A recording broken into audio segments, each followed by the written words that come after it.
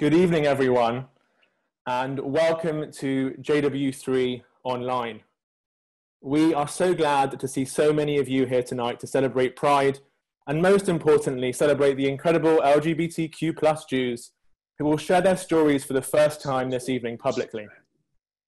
If you're not on mute, switch your microphone to mute now. I am Joe Hyman, JW3's young adult programmer. And my colleague, Michaela Brumberg, who's under here as JW3 Arts and Culture, Michaela Brumberg, will be on this call. And if you have any technical questions or issues, please feel free to private message her. If this is your first time at JW3 or you're a regular, then welcome. For those first timers, JW3 is the only Jewish community and arts centre of its kind in the UK. When it's not a global pandemic, we enjoy welcoming you to our building for speakers, performances, classes, and a drink at the bar. JW3 provides a safe space and a space for celebration for anyone who identifies as LGBTQ+, or is currently exploring their identity. And during lockdown, we have hosted over 5 LGBT+ cafes online and welcomed over 70 LGBT+ Jews. JW3's values of hachlala, inclusivity, and chesed, kindness, underpin the work we are doing and extend far beyond the LGBT+ community. During lockdown, our team has sent out over 15,000 meals for those in need, as well as engaging almost 10,000 people at an event in response to Black Lives Matter. Tonight, we will listen to 7 LGBT+ Jews share their stories for around 5 minutes each. Interspersed throughout the evening, Dahlia Fleming from Keshet UK and I will share some pieces of UK LGBT+ history. If you are able to share video during the event, then please do, as it creates a sense of community and allows our speakers to speak to an audience. Before I hand over to Dahlia, Executive Director of Keshet UK, our partner for this evening and the person responsible for supporting our storytellers over the past few weeks, I want to share why we as JW3 are doing this event right now and why it's important to me on a personal level. Stories are the building blocks of identity. Shared stories and histories build communities, religions, and cultures. Making space for stories that haven't been heard allows those people who have been excluded to then be included. My journey to acceptance began with hearing stories at an event much like this. I wasn't open about my sexuality yet, but I found a recording of an event at Yeshiva University in New York where 3 Orthodox gay men shared their stories and experiences. Seeing these 3 people share their stories for the first time was a revelation. I saw myself in these people and understood who I could be. They already existed, and hence so could I. This feeling has never left me. It's become so clear to me over the past month with the murder of George Floyd and so many others from police brutality that when stories are excluded, in this case the stories of Black people, society consequently fails a whole community and lives are lost. It's important before we celebrate Pride and the incredible stories to come tonight that we note the stories that preceded us. Pride began as a riot and a protest at the Stonewall Inn in 1969 and was led by a huge proportion of transgender women, drag queens, and gay men of color. Black people, trans people, LGBT+ people have always been part of history, but their stories have been silenced and removed from our learnings. Tonight, we will hear their stories. We are delighted to be partnering with Keshet UK to bring you this event and the storytelling workshop that preceded it. Dahlia Fleming will now share a piece about what Keshet UK does and their thoughts on the importance of sharing stories. We hope you have a really lovely evening. Thanks, Joe, for that wonderful introduction. I am Dahlia Fleming. I'm the Executive Director of Keshet UK.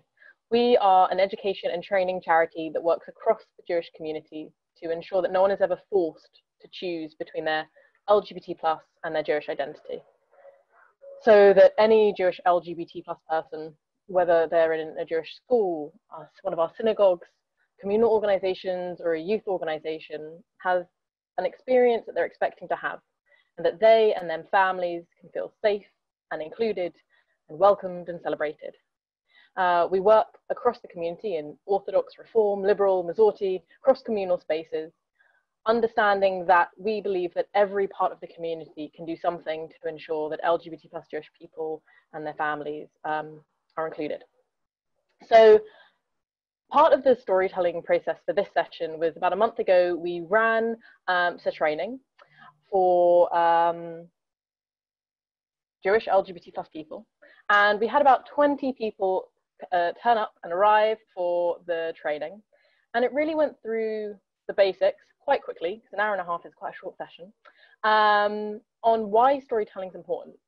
And as Joe said, storytelling is important for lots of different reasons. One, because it enables people to understand other people's experiences. And when I say that, I'm not saying that lightly. There is scientific evidence about the impact it has on your body and your brain when you really listen to someone else sharing. And for us at Keshet UK, I know for myself when I was younger, I didn't have any LGBT plus Jewish role models. I had to go to the States before I met an adult who was Jewish and LGBT plus. And I think it impacts you when you don't see a possibility of your future.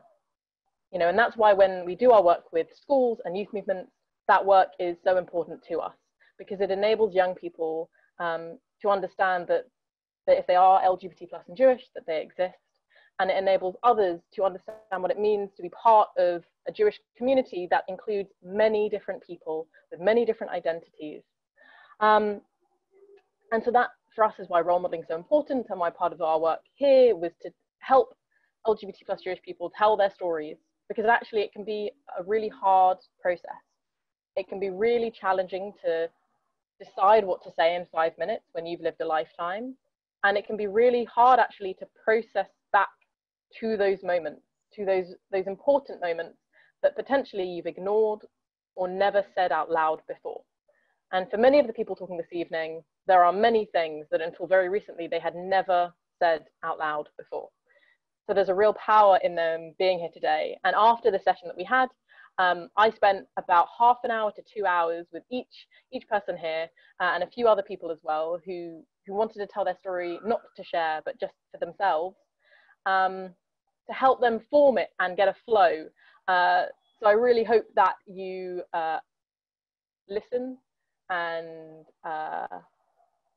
try to really appreciate the amount of time and effort that the incredible LGBT plus Jewish people who are going to share their stories today with us have. And I am proud of the diversity that we have, but also want to say that actually this is not the full diversity of the Jewish LGBT plus community. And that's something that's really important to note, that each story here is individual. Each story here is unique, although there are common themes and common experiences. And so there's a few things from that. One, please don't say, well, I heard this story at this great JW3 and Keshet UK event, and that is the only experience of Jewish LGBT plus people. Because I hope you'll also hear the diversity and understand that there is this different of experience. But also that people are sharing here today, and don't assume they might say it in another space. So we ask for confidentiality. And if something here really resonates with you, please do talk about the fact that you are trying to educate yourself and learn about the experiences of Jewish LGBT plus people, but please don't name anyone without their explicit permission. And if you would like to get their permission, or you would like to follow up with anyone, please get in touch with Joe or myself, and we will facilitate that in a safe way. Because for some people, they wouldn't say this in other spaces. They are trusting you with their stories and with their lives. And so I hope that you can also respect that. So on that note, I am very excited to introduce the first story that we are going to hear today from Josh Rose. And I hope that you can listen and hear it and appreciate everything that he is about to share. So growing up, I used to go to shul because everybody else did, but I never enjoyed the experience.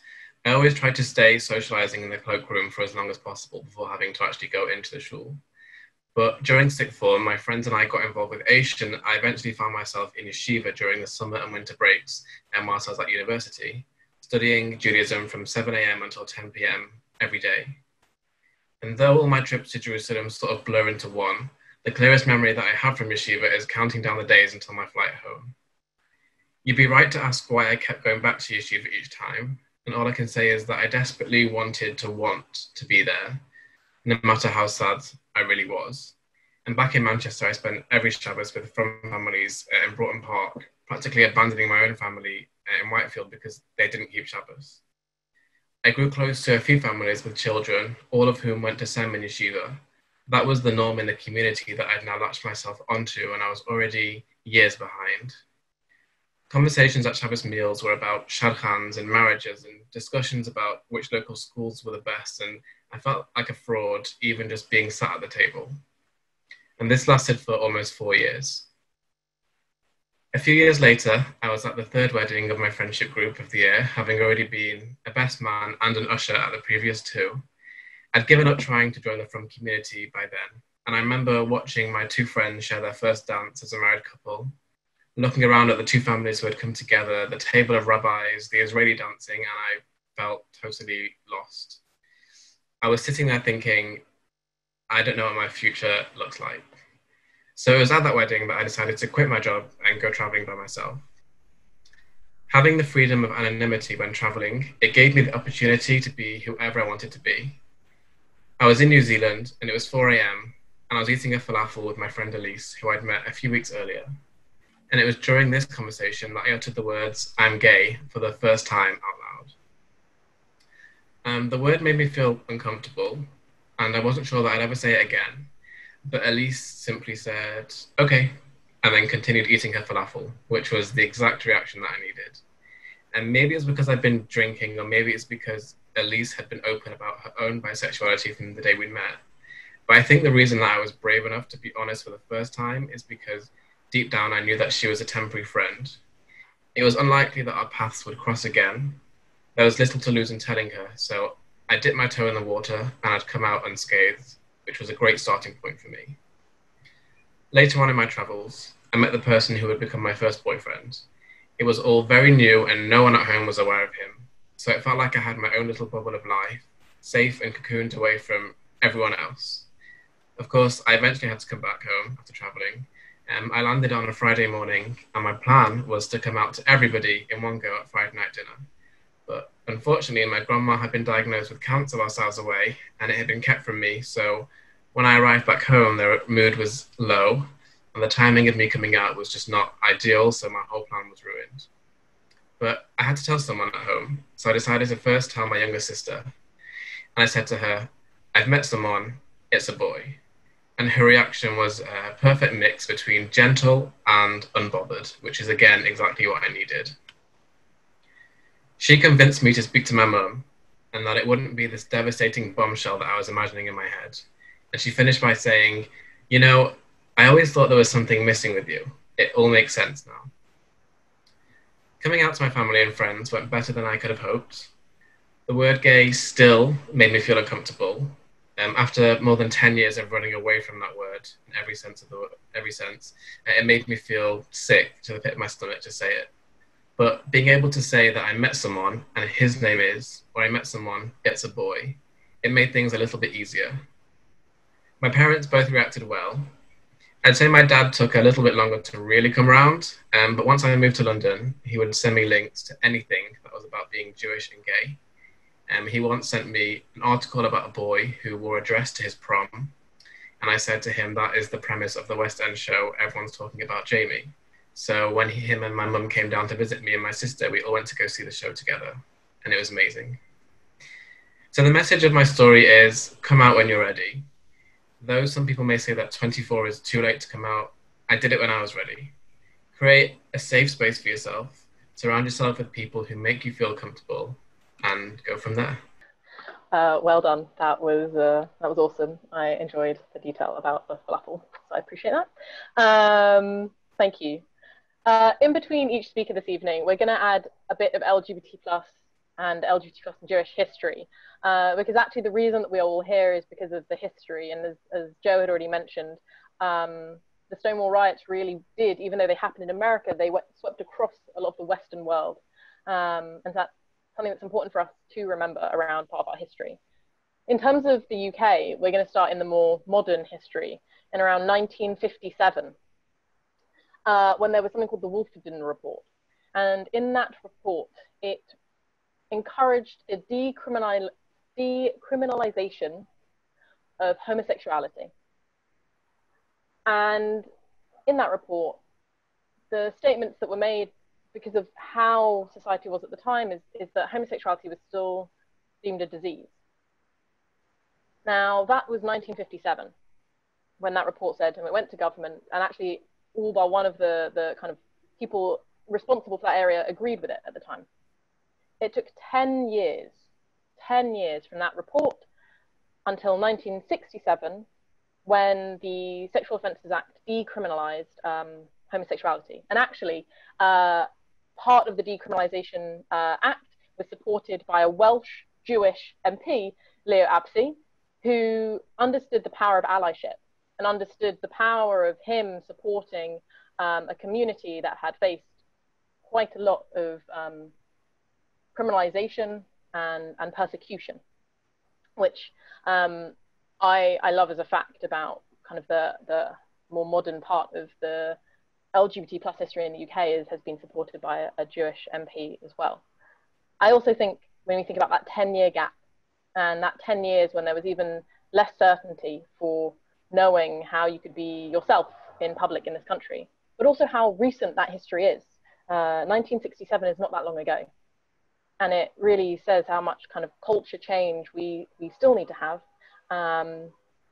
throughout parts of our society. But that is where, in my opinion, kind of the more modern history in the UK started, slightly before the Stonewall riot happened in 1969. On that note, I am going to introduce John Owajori Fernandez to share his story. So John, over to you. Hello, thank you, Dahlia, for introducing me. What's the biggest decision that you've made in your life? I've had two big moments in my life, and they both involved me transitioning. The second big transition happened 3 years ago when I converted to Judaism after a few years of soul searching. And the first came 12 years ago when I came out to myself and my mum as a boy. Some trans men have always been masculine and a tomboy, who've always known that they were a boy inside. I had what you might call a very nondescript approach to gender as a kid. I had friends who were boys, but I also loved to dress up in Spanish flamenco dresses. And there are a couple of photos of me on holiday visiting my relatives in Spain, where I'm posing in a really lacy number by my mum, who's Spanish and Nigerian. And so I was quite content to express myself and swung between the usual phases a teenager goes through. However, others noticed I was different. When I started secondary school, I came out as bisexual. I was with misogynistic taunts from boys who was afraid of my outspokenness, my nerdiness, and the fact that I had only a few friends. I never really fit in, but I never thought deeply about my gender. Then during my mid-teens, things started to change. My mum had serious depression and I was struggling with my anxiety and living at home. I went to a psychiatric hospital. Having those few months away, I could have some clarity on my life. What did I want to do in the future? Who did I see myself as? We did a drawing exercise and we had to draw ourselves how we saw ourselves in the future. And the first thing I noticed was that I couldn't draw myself as a woman. I scribbled out my face and drew myself as someone androgynous. It was in that moment that I realized something has to change. When I imagined myself in the future as a man, it felt right. It felt comfortable. Nothing concrete, but it gave me the motivation to research more on trans feelings, listen to trans elders' experiences, connect with others that were having the same feelings as me. Articulating gender is something that we can't do easily. How do you know if you're a man or a woman or non-binary? It's something that makes sense to you. It's intangible. Seeing myself on paper with my face rubbed out in a masculine body, somewhat androgynous, somewhat on the cusp of change, that felt like the beginning of making sense of myself. We're all partners with Hashem in the work of creation. When Hashem made the earth, he gave it for us to tend and steward. Reflecting from my Jewish lens now, being in transition was for me being like in partnership with Hashem at that moment. He'd begun something, and I was taking care of it, elevating it. I'd realized my potential, the potential to take this body I'd been given and create something so I could live more fully as myself. Interestingly, coming out as Jewish was a lot more awkward than coming out as trans. My mum hasn't had quite the best relationship to organized religion, so I was concerned that she might equate Jewish to, I'm going to move to Stamford Hill and don a shtreimel. The moment of telling her couldn't have been better. We'd gone to a Chinese restaurant and ordered probably the most treif-looking platter you can imagine. When I told her I just had a nice morning at synagogue that I used to attend. Luckily, she took it better than I'd expected and was there with me at my Beit Din, my panel for my conversion, about a year later. The moment I came out to my mum as trans, we cried, and that crying was a release of that emotion I'd been feeling for months. It was the beginning of my journey of transition, the start of us together struggling with something that we didn't know much about. I don't think about my own gender now. I'm comfortably transitioned. I transitioned at the age of 16. I'm 28 now. But in those early days, there were some serious questions. So how could I come out at school? What could I do now about my body as a young person? And what would my future be like? Transitioning at the age of 16 meant I didn't have to wait to be happy. And beginning hormones at the age of 17 meant I ended up working and living, feeling secure in my body. Celebrating my gender recognition certificate last year, which is kind of a certificate that you need to have to be legally recognized as a man or a woman if you're trans, with a special aliyah at my synagogue, New North London, felt like a completion. This really is the end of the work that started in a bedroom in a hospital many years ago. And I just felt, wow, now I'm here on that bimah celebrating myself with my Jewish community. It was kind of like two aspects of myself really being celebrated. And that was really emotional for me. And actually, a lot of the congregants were really uplifted by that as well. So how do we end? So I guess what I'd like to say is when you see a bearded guy in a kippah and tzitzi in Kosher Kingdom, as I have been, he could be transgender. When you read a story about a trans young person taking ownership of their body and you wonder if they're old enough to be trans, that could have been me. Trans people have different stories. We look different. We come from different places. We're a part of the Jewish community. We all have stories of transition. Ivri, the root of Hebrew, means to pass over or to traverse. The Jewish people have our own stories of transition. Think about yours. Think about the big moments of transition and how you felt. Scared, anxious, happy, free, realizing a new you. You might not be that different from a trans person. Thank you. Thank you so much, John. That piece about Ivri and how Jews are constantly transitioning is so important to hear, and there's emotions that come with that. It's so vital that our community hears the stories of trans people and treats them with respect and inclusion. I feel privileged to hear your story, John. Next up, we've got Kevin Darville. But before, I want to take you on a bit of a rabbinical tangent and share a little bit about LGBT plus clergy over the years. There is a long history of struggle when it comes to LGBT plus people being given smicha, rabbinical ordination. And the first UK rabbi to be open about their sexuality was Rabbi Lionel Blue of blessed memory. Rabbi Blue was ordained as a rabbi in 1960 and came out as gay 20 years later in 1980. He had a very difficult life in regards to his sexuality, and this was a huge moment for the UK Jewish community. He was followed by Rabbi Sheila Schulman and Rabbi Eli Tikva Sarah, the first two openly lesbian rabbis who trained at Leo Beck College. It took until 1999 for Rabbi Steve Greenberg, the first Orthodox rabbi, to come out as gay in America after his ordination, because the school that he studied at wouldn't accept him as gay within it. But Orthodox rabbinical schools still don't accept LGBT plus students into the rabbinate. The world is now so wonderfully blessed with many LGBT plus Jewish educators and rabbis, but we've got so much more to do and so much more to create space for. These people include B'nai Lappe, Lainey Solomon, Yiska Smith, and Rabbi Daniel Atwood, to name but a few. Google these people, learn the Torah that they share, learn the Judaism, the teachings that they share, and please God, many more in our community will emerge as well. But without further ado, I'd love to introduce Kevin Darville to share his story. Thank you, Joe. So I'm going to start this story when I was about 11 or 12 in the secondary school.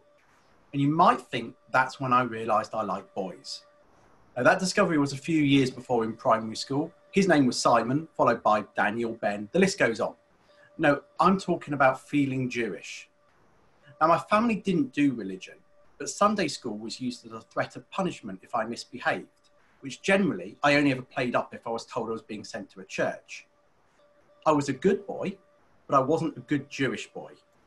I got to be Joseph in the school play, not the Jew in the fabulous Technicolor Dreamcoat, but Jesus' dad in the Nativity.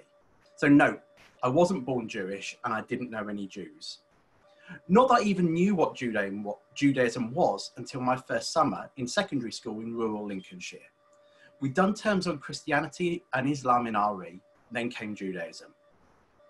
I had the same immediate instinct that just like the word gay, this name Jewish for some reason applied to me.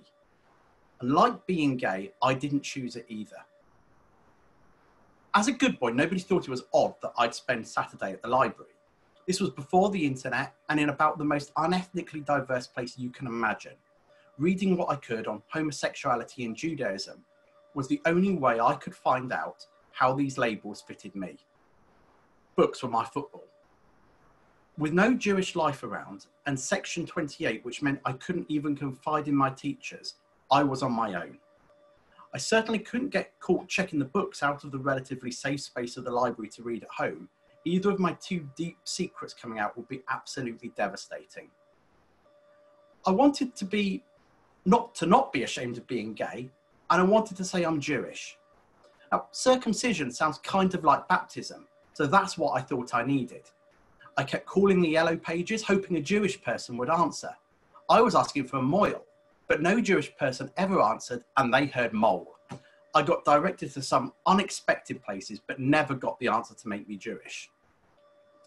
And my only connection to the gay community was a monthly magazine, which I'd have to rush to the doormat at about the time it was due because it came in grey heavy-duty wrapping, like some dirty secret to be ashamed of. And yes, I did get the message I was meant to be ashamed.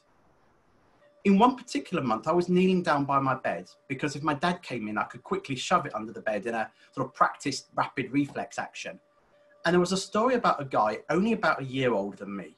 He lived in London and he was Jewish. That was my first living proof of someone both gay and Jewish. But beyond the intro, he was having a terrible time and had been sent for conversion therapy. I knew exactly what that was.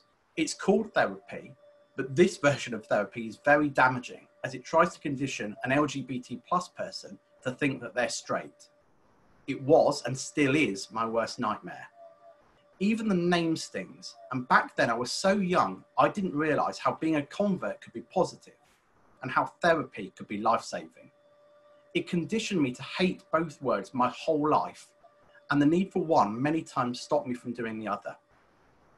So at 17, I was going to have to choose between religion and sexuality. I chose the latter and started coming out as gay. After uni, my 20s was career, buying material stuff, all that sort of thing. But the day before my 30th birthday was my sister's funeral, who'd just committed suicide. My aversion to the word therapy meant I didn't take up the offer of bereavement counselling, and it wasn't for another 7 years until PTSD got the better of me. It still took me ages to realise there was a healthy kind of therapy. Yet still I was being continuously drawn to Judaism, and in my head I secretly self-identified as Jewish. But because of that article, I felt I couldn't be both Jewish and LGBT, so I distanced myself from it. In 2011, I ticked Jewish on the census. I didn't get the difference between Jewish identity and Jewish status, even though I'd learnt about the process of conversion back in the library. That probably mucked up the statistics those rabbis go on about in sermons. But a few years ago, I booked a cruise, and an important part of the holiday was that it went to Israel. a place I admit I was scared to go to, thinking it was full of religious people and I'd painfully fit in even less. Yet it was on Masada, where Jews had no way out but suicide, I decided I was ready to make a proper commitment. So 9 months later was my first Pride with Keshet. It was the first time my sexuality and religion ever came together in a positive way. At West London Synagogue, Dahlia spoke about the total reverse of my story. Jews for whom their Judaism came first because of their upbringing, struggling in later years with their sexual identity. Now, although the details were the exact opposite, that's when I realized we were all on different, complicated, and sometimes very long journeys, all going to the same destination. And that's when I realized that neither me or anybody else should have to choose between their religion and their sexuality. Thank you very much, Kevin, for that. You touched upon something that actually is the next bit of history that we'd like to talk about, because as you said, it really impacted you, and actually it impacts schools and young people today, and that's Section 28. Section 28 is a law that came in to the UK legal system in 1988. And it was a law that prevented public bodies from talking about LGBT plus people, our lives, and topics related to that. What that ended up meaning in practice is that schools couldn't tackle homophobic, biphobic, or transphobic bullying. It meant that health services and other public services couldn't create the services that LGBT plus people needed. That law lasted until 2003. And so it had a real impact on a generation of people who weren't getting the support from public services that they otherwise needed. What's amazing, and what we're talking about today, and the reason that we're able to talk about this today, and the reason Keshet UK is able to do the work that we do, is because that law has changed, and parts of the UK kind of culture and legal systems have changed as well. But I think something that's important to note is when I go into a school, I will often ask young people, who thinks their teacher has been teaching for over 30 years? And often young people have no concept of age, but many will put their hand up. And what that means is that they are being taught by people who not only may not have had the additional training, but many now have, as we go in and do teacher training, and many other organizations go in and do teacher training. Well, not only did they not get that training when they were in school learning how to be a teacher, but when they were learning, this information was illegal. And so I try and actually encourage young people to not always assume that their teachers are silent because they don't care, but potentially silent because they too have not had the education that they need in order to support those who they are kind of guiding throughout their school life. So that's another law that actually today, it being repealed, has really helped and supported LGBT plus people, but has still got an impact on young people today and a generation of people who went through schooling in the UK. The next part that we're getting into the mid-2000s. We're obviously missing out quite a lot of historical points, but we're trying to keep it brief so you can hear more about their stories. This is in 2004 with the Gender Recognition Act. The Gender Recognition Act was one of the first pieces of legislation that we had in the UK that acknowledged trans people, and it enables trans people to legally change their gender. So although trans people can already change their gender on things like their passports and their driving licenses, this enables them to be able to change it on their birth certificate. It was an important piece of legislation that enabled people to say on that piece of paper, the birth certificate, exactly who they are. At the moment, as many of you may have seen, there was a consultation in which 70% of those who responded overwhelmingly positively about reforming it. It's a process that requires quite a lot of bureaucracy, going to quite a few psychologists, lots of tests, and actually lots of questions that really buy into stereotypes of what it is to be a particular gender, which in my opinion don't always help anyone, whether man, woman, or non-binary. I think the important thing about the Gender Recognition Act in 2004 is it was a real breakthrough in terms of our legal system. And it's something that I really would encourage you to educate yourself on now, because it will become more and more in the media. And organizations like Gendered Intelligence, which serve young trans people, have some really incredible resources on kind of being able to educate. Because I think at the moment it is really hard and it's really challenging to get a full and picture and understanding of what it is like to be a trans person in the UK right now. It's complicated and it's not made any easier right now by our media. So I ask that if you wanted to go away and read up anything that you do, and that if you have any questions, feel free to get in touch with Keshet UK or any of the other organisations that I've mentioned. Next, I will be introducing Andrew to tell his story. So Andrew, over to you. Thank you. I hope everybody can hear me, and I hope that I can also start by acknowledging how nervous I am, and I think that's actually sometimes quite a good thing, just to actually settle in. I'm going to start with a question. When you were younger, did you long for one thing above all else? I certainly did, for years, until I was age 18. I longed, plainly, simply, to like girls. I obsessively put posters of all the supermodels, Caprice, everyone you could think of around my bedroom wall. And yet all the while, I was furrying away to my upstairs bedroom, even sometimes hidden in the toilet with my sister's girly magazines, looking through the magazines, leafing through, looking at all the male heartthrobs. I think Mark Owen from Take That was my favourite at the time. And I was intensely private. I was the youngest of three, and I sought constant validation through being academic.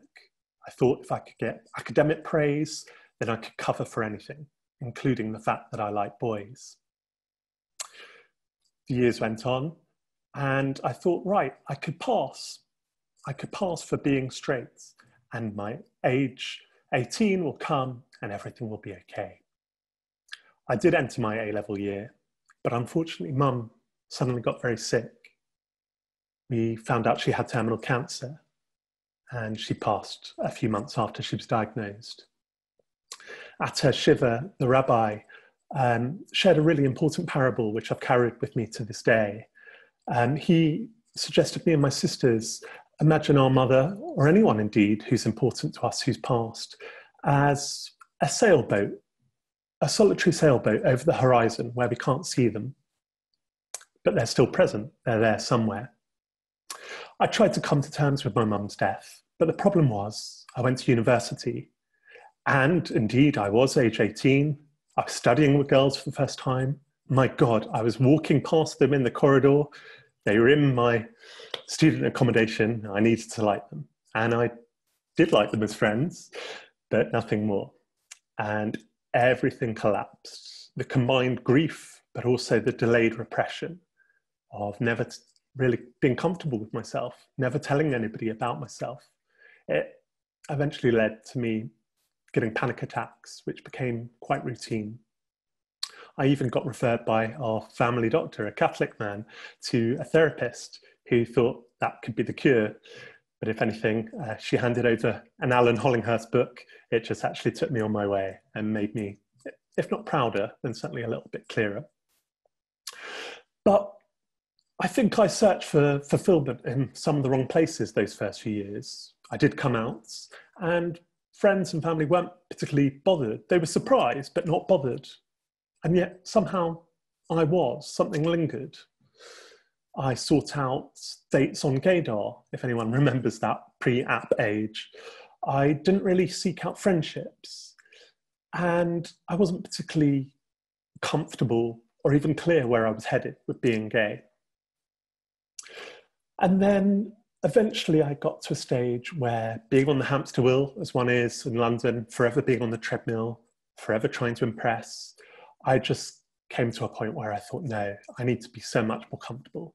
So I sought out Jewish community groups, the Jewish LGBT+ organisation, but also other community groups, Gay Men Fighting AIDS, who put on an assertiveness course.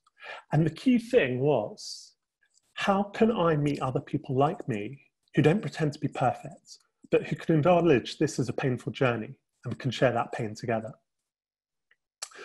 And 15 years after Mum died, I eventually did book that ticket. I went to South America.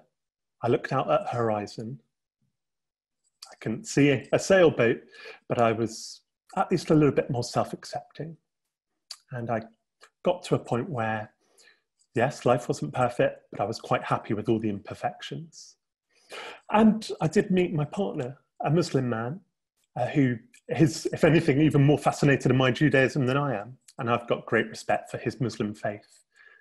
And I would say that whilst I'm sure there are twists and turns ahead, the message for myself as I look back over my diaries and write almost as a form of therapy, is that whilst there's no fixed timetable for coming out, or indeed for mourning and for overcoming one's grief, there wasn't a fixed timetable for me, and there's no right or wrong way of doing it. The sooner one can show oneself the love, the time they deserve, and that respect, that they should have that space in order to be able to come out, if they can, comfortably, and indeed to grieve, then it can potentially minimize or prevent long-term mental health problems. Thank you. Thank you so much, Andrew. Sharing one story is a huge amount of emotional labor, and I appreciate you noting the anxiety that you were feeling during that. It's so important for the audience to see that, to see how much it takes to share one story. I really appreciate you joining us tonight and sharing so honestly and openly. So I'm going to take a moment and transport us back to July 2013, when the UK was celebrating because the legislation to allow same-sex marriage in England and Wales was passed by the Parliament. This was a huge victory in increasing dignity and equality for LGBT Jews and also people outside the Jewish community, clearly. This was soon followed in 2014 by the Scottish Parliament, and most recently and triumphantly in Northern Ireland in 2019. This was a huge win for the battle for equality in the UK, but is a step on a much longer and necessary battle for equality. And it's vital to remember that this kind of equality must be achieved for everyone. The prevalence of homelessness, mental health issues, and suicide in the LGBT+ community is much higher than other communities and needs to be addressed. Conversion therapy, a horrendous, horrific, illegal in a number of states in America and other countries around the world, is still legal in the UK. The government is currently looking to end conversion therapy in the UK, but it's still a process. As well as ensuring that transgender people who are disproportionately affected by the issues mentioned above are included in a way that provides them with equal dignity. So, coming back to 2020 and on Zoom, I'm delighted to welcome Alison Zients, trustee of Keshet UK, to share her story. Hi there, thank you. So as you can probably tell from my accent, I was raised in North America. I was raised between a Reconstructionist synagogue in Montreal and a conservative synagogue in Pittsburgh. The Reconstructionist synagogue was founded on principles of tikkun olam, social justice, social action, and services were sometimes canceled, so we could go volunteer at a food bank or go to a protest. The conservative synagogue was more similar to the Masorti synagogues in the UK. It was a mixture between traditional and egalitarian. Both synagogues spoke highly of the importance of equality and inclusion. We celebrated Pride Shabbat every year with a special Dvar Torah. And from the surface, that's really lovely. But I never once saw anybody who was represented in the synagogue who was openly out as an LGBT person. I attended a Jewish day school, which also emphasized equality and inclusion, but there was no one who was out while I was in school. We didn't have many role models to look up to in the curriculum or in person. My high school experience was very different. I went to a state school, I went to a musical theater high school, just like the one in Fame, and being out was very much the norm. So I think because of that environment, my coming out was unremarkable. It was so unremarkable that I don't remember the first person I told. I don't remember when I told my parents. I knew that I was bisexual from the age of about 12, and I'm pretty sure I started telling people around that time or shortly after, but I have no idea. I don't remember. And what I do remember is no one ever told me that I was wrong. I was never asked to change. And again, on the surface, that's great. That's a perfect coming out. One of the problems, though, is that coming out as someone who's bisexual, people don't tend to understand it. So some people have asked and still ask if I have both a male partner and a female partner. People have asked me if I think about cheating on my partner more because I miss other people. And it's all said, not with malice, but with ignorance. And part of that problem is that bisexual people aren't really well represented in the wider LGBT community. So when I go to LGBT events or I go to Pride with my partner who is male, people tell me that I don't belong there. They see me as a straight ally, as someone who is straight passing, and therefore I'm not part of the community. And it means that I need to regularly tell people that I do belong, that as a bisexual woman, this is also my community. It doesn't matter who I'm in a relationship with, or even if I'm in a relationship, because it's my identity and it's my community and I have a space there. Part of my desire to make sure that bi people and LGBT people in general are visible is one of the reasons that I volunteer as a trustee for Keshet UK. And it's one of the reasons that I worked so hard to be open and out in my own school, where I'm a teacher and I'm a governor. And I've seen so many positive changes in terms of LGBT representation in schools, both Jewish schools and secular schools. And I know that just by being myself and reminding people that I exist and I belong in the community, I will help other people to be accepted and to have their identities both represented and celebrated. And I hope that we continue to work to create a world where it is a safer space for everyone to be able to share their stories and to act as role models for the next generation that I think a lot of us needed. Thank you. Thank you so much, Alison. It's interesting. She's a trustee of Keshet UK, but I've actually never properly heard her story until we started talking through this process. So I really appreciate that. And also, I feel like my trustees wouldn't forgive me if I didn't say that actually at Keshet UK, we are looking for some additional trustees. So you don't have to be LGBT plus or Jewish, but if you are interested in getting more involved as a trustee or a volunteer, please let us know. Which actually leads into some of one of our final bits of Jewish LGBT plus history that we're going to talk about. In 2018, myself and predominantly two of our trustees, Benjamin Ellis and Nama Rizel, wrote a guide with Chief Rabbi Mervis. The guide is called, I actually have a copy of it with me because it's something I'm still probably one of the most proud things I've participated in to this day, and it's called The Well-Being of LGBT plus Pupils, a Guide for Orthodox Jewish Schools. Chief Rabbi Ephraim Mervis, produced with LGBT plus Jews. And that guide is the only guide like it in the world.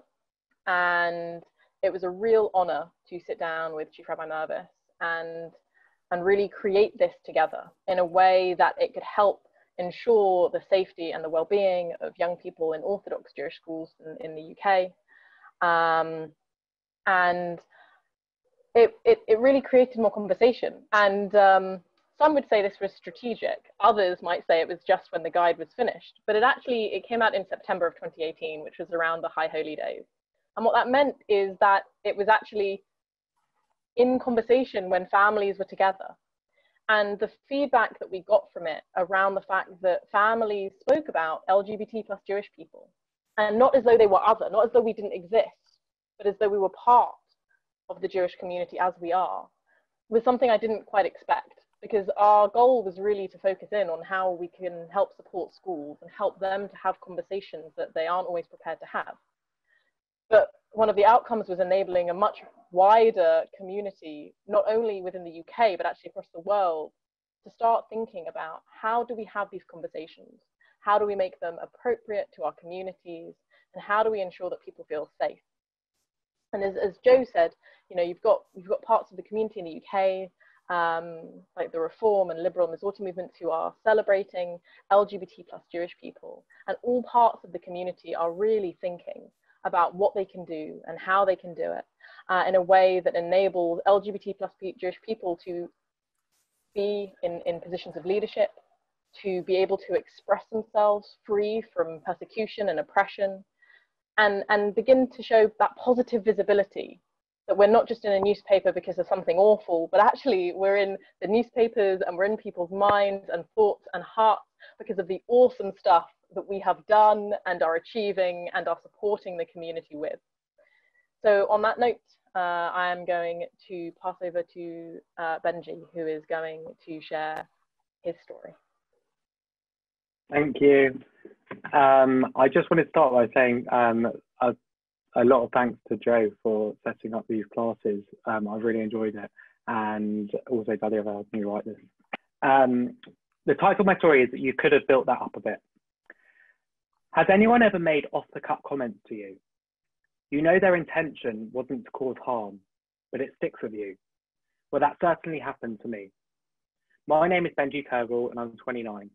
I grew up in Stanmore, northwest London, in a modern Orthodox Jewish home. My grandparents were Holocaust survivors, and I found there were a lot of things we didn't talk about. I went to JFS, and I was very active in many Jewish youth movements, such as B'nai Akiva, FZY, Tribe, and Aish. I went on FZY year course for my gap year. I led camp for B'nai Akiva, also for Tribe, and I led FZY tour at 22. I loved these places. They made me feel comfortable and see the world, but as comfortable as I was, I still constantly felt these silences. Sometimes people would ask me if I was gay, or made some comments that made me feel uncomfortable. In my head, there was only one way to be, and to pursue a life that was laid out for me. I got to the age of 28, and I held a big secret for a long time. It was getting to breaking point. I'd been in a long-term relationship with a girl until I was 24. At 28, she was married, pregnant, and I was very happy for her, but mentally I couldn't express it. My friends were also getting into relationships, and I felt alone, and like I was losing all my friends to marriage. I kept thinking, why am I hiding a big secret? Isn't my happiness more important? I started to put myself into situations that weren't extremely safe in my mind. I had a lack of sexual health knowledge.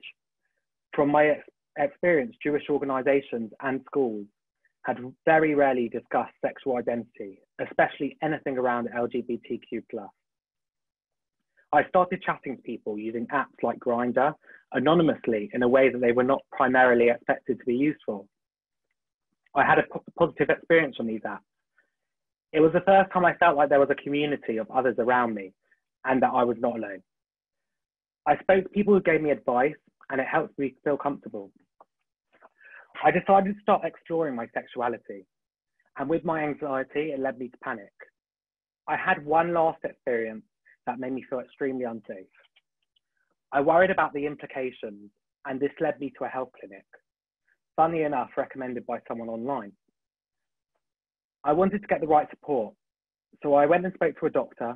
The doctor was great and gave me advice and made me feel comfortable and could see how anxious I was and referred me to a nurse right away for counselling. I was given this session without any waiting time, which looking back was an incredible service the NHS offers. The therapist made me question, for what reasons am I hiding? We also went over my worries. Why am I not coming out? Will my dad disown me? Will my brothers let me see my nieces and nephews? Will I have kids? Will I get to live a Jewish Orthodox life? Will my straight friends disown me? After my first session with the nurse and a lot of crying, both happy and sad, he made all my worries seem normal and not as strange as I thought. I was driving home. I just had this gulp and I felt ready to come out. My brother and his wife and kids were living in my family home for 2 months with us because they were having their house renovated. I didn't feel comfortable coming out to them at the same time as my parents. Coming out to my parents would be hard enough. I was thinking to myself, if my parents are home alone, which they never are, I'm going to come out. I ran in the house. I opened the door. I saw they were alone. Within 2 seconds, face to face, them on the couch and me standing there, I shouted, "Mum and Dad, I'm gay." My mum's reaction was, "You could have built that up a bit." We were all crying with relief and happiness, and this is why I chose this title. It made us all giggle so much and reminds me of happy times. The strangest thing for me was it was the first time ever I felt like God was close and made this my moment. The right situation, an empty house with just my parents there for me to come out. I know it may sound ridiculous, but I had never felt so spiritual in my life. I know it's not like this for everyone, but I was very lucky with the reception I received. Now, for the question I asked you at the beginning, has anyone ever made off-the-cut comments to you? What I've learned is to be more careful with my own words, and living your honest life is so much more important than hiding to please others. Life is too short. You be you, me be me, and live your life and enjoy it. Thank you. Thank you so much, Benji. It's been a pleasure to have you as part of our growing LGBT plus community at JW3, and a blessing to be able to hear your story tonight, having known you for so many years. With that, I'm a bit emotional. With that, we draw this event to a close. And I wanted to say thank you to all the incredible LGBT plus Jews who shared their stories tonight so openly. I know how much effort it goes into writing your story and the emotional energy it takes to rehash difficult experiences that you've gone through. So let's please have a round of jazz hands if your video's on for our storytellers. I also want to now thank Dahlia and Keshet UK for all the incredible work they do, educating our community, but also providing this fantastic storytelling workshop prior to this event, and spending time with each person individually, working on their stories and supporting them through it. And lastly, thank you to everyone who joined us this evening. Listening to stories is the beginning of allyship, and what comes next is action. Speaking up for LGBT plus Jews who are excluded and ensuring the process that spaces you inhabit are fully inclusive. For all LGBT plus Jews in the audience, you are not alone. Our community accepts and celebrates you completely. If you feel inspired to share your story at an event like this, please get in touch with me or Dahlia and check out our website for our monthly LGBT plus cafes, which you are completely welcome to come to. If you are interested in getting involved in JW3 or want to share stories that you feel may not have been heard other than LGBT plus Jews, then please get in touch. And if you have any feedback about tonight's event, then please take a moment to fill the form in the chat too. It's so important to us to hear from you, to hear your voices. Once again, thank you and good night.